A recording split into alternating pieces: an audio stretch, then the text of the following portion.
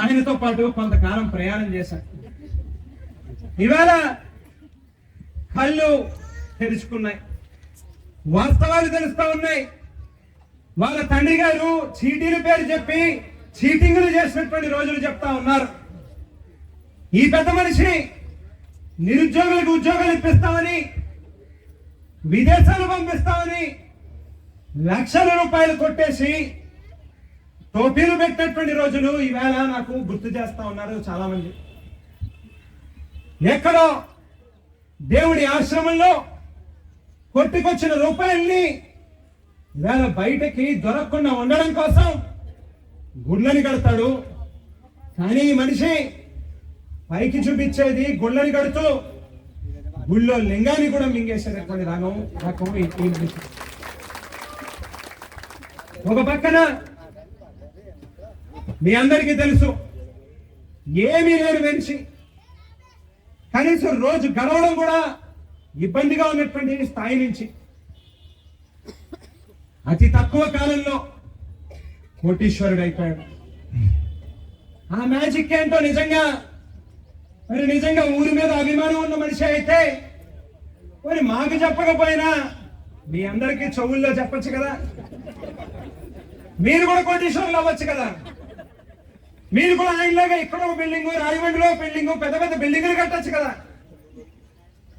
ఆయన చెప్పడు. ఎందుకనంటే ఆయన చేసింది మోసాలు, ఆయన చేసింది అవినీతి, అక్రమాలు. అటువంటి మనిషి అవన్నీ వచ్చి ఇక్కడేం చెబుతాడు? అటువంటి అక్రమ సొమ్ముతో ఆయనకి ఒకేసారి రాజకీయాల్లో ఏదో అయిపోవాలి అని చెప్పి ఆశ పుట్టింది. సరే, మంచిదే, ఆయనకి ఆశ పుట్టడంలో తప్పు లేదు. అయితే నాకున్న అనుమానం ఏంటి అంటే, పాపం 2 నెలల క్రితం మా పార్టీ కార్యకర్తలు కష్టంతో, వాళ్ళ శ్రమతో వైఎస్ఆర్ కాంగ్రెస్ పార్టీ జెండాని పట్టుకుని మీ దగ్గరికి వస్తే జగన్మోహన్ రెడ్డి గారి ఫోటో, నా ఫోటో చూపించుకుంటూ మీ దగ్గరికి ఓట్లు అడగడానికి వస్తే ఇదే గాదవాడ గ్రామంలో ఒక ఎంపీటీసీ స్థానాన్ని లాలూచి పడి వేరొకరికి అమ్మేశాడు. సరే, 2వ స్థానం ఫ్యాన్ గుర్తుని చూపించి గెలిచాడు. నేను అడుగుతా ఉన్నా ఆయన్ని, అయ్యా బలరామకృష్ణ గారు, మీ సొంత గ్రామం, మీరు పుట్టి పెరిగిన గ్రామం, అటువంటి గ్రామంలో మా పార్టీ మీద, మా కార్యకర్తల కష్టంతో నా ఫోటోని, జగన్మోహన్ రెడ్డి గారి ఫోటోని చూపించుకుని ఏదైతే మీరు ఎంపీటీసీ స్థానానికి గెలుపొందారో దయచేసి దానికి రాజీనామా చేయండి అయ్యా. మీకే కనుక నిజంగా దమ్ముంటే, సత్తా ఉంటే ఆ ఎంపీటీసీ స్థానానికి పోటీ చేసి గెలుపొందండి. అప్పుడు మీరు ఎమ్మెల్యేల గురించి, ఎంపీల గురించి, అంతకంటే పై స్థాయిల గురించి ఆలోచన చేద్దరు, కానీ మీకు మేమే చప్పట్లు కొడతాము అని చెప్పడం జరిగింది. అయితే ఆయనకి పాపం మీ మీద నమ్మకం లేదు, ఆయనకి ఓట్లేస్తారని చెప్పారు, మిమ్మల్ని నమ్మట్లే. ఆయన భాగోతాలు, ఆయన చీకటి చరిత్ర మీ అందరికీ తెలుసు కదా. అందుకని మీరు ఆయనకి ఓట్లేరని చెప్పి తెలుసు ఆయనకి. అవేలంటే ఫ్యాన్ గుర్తు, జగన్మోహన్ రెడ్డి చిత్రపటం, నా ఫోటో, మన కార్యకర్తల కష్టం, ఇవన్నీ ఉన్నాయి కాబట్టి ఆవేళ ప్రజలు, గాదరాడ గ్రామస్తులు మనకి ఆశీర్వదించారు తప్పితే ఈసారి చీకొడతారు, చేత్కరించుకుంటారు అని చెప్పి అది అక్షర సత్యం అని చెప్పి ఆ మనిషికి తెలుసు కాబట్టి ఆ ఎంపీటీసీ స్థానానికి రాజీనామా చేసేటటువంటి ధైర్యం చేయలేదు అని చెప్పి ఇవాళ మీ అందరికీ కూడా తెలియజేస్తా ఉన్నా. అయ్యా, మీరు రాజీనామా చేయలేదు కదా, పోనీలే అని చెప్పి గవర్నమెంట్ ఆయన్ని డిస్క్వాలిఫై చేసింది. డిస్క్వాలిఫై చేస్తే ఆయన ఏం చేశాడు? హైకోర్టుకి వెళ్ళాడు. బాబా ఏదోలాగా నన్ను రక్షించండి, నేనే కనుక మళ్ళీ ఎంపీటీసీకి రాజీనామా చేసి పోటీ చేస్తే నా నిజస్వరూపం, నా బలం ఎంతో బయటికి మొత్తం నియోజకవర్గం అంతా తెలిసిపోతుంది, లోకమంతా తెలిసిపోతుంది. నేనేమో సోషల్ మీడియాలో నా అంత తోడు లేడు, నేను చాలా వీరుణ్ణి, సూర్యుణ్ణి, ధీరుణ్ణి, నా అంత గొప్పడు లేడు అని చెప్పి నేను దగ్గర కోట్ల రూపాయలు కాంట్రాక్ట్ ఇచ్చాడు.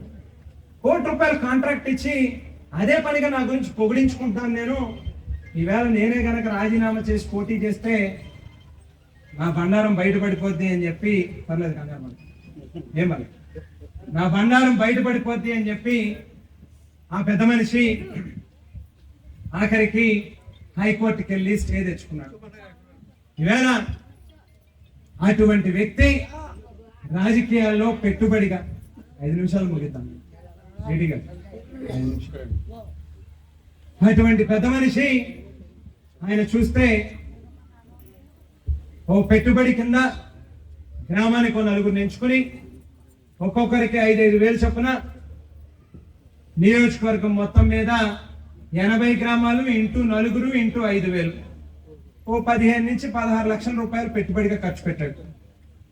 అబ్బో ఇంకా మామూలుగా ఎవరికైనా కష్టం వస్తే బలరామకృష్ణ గారి చేతికి ఎముకలు లేవంట, అబ్బో ఎంత గొప్పోడండి బాబు అని చెప్పి పొగిడించుకునే ప్రయత్నం చేశాడు. ఆ 15 లక్షల ఖర్చుని ప్రచారం కోసం అని చెప్పి 50 లక్షల రూపాయలు కాంట్రాక్ట్ ఇచ్చాడు. ఎంత తెలివైనోడండి బాబు.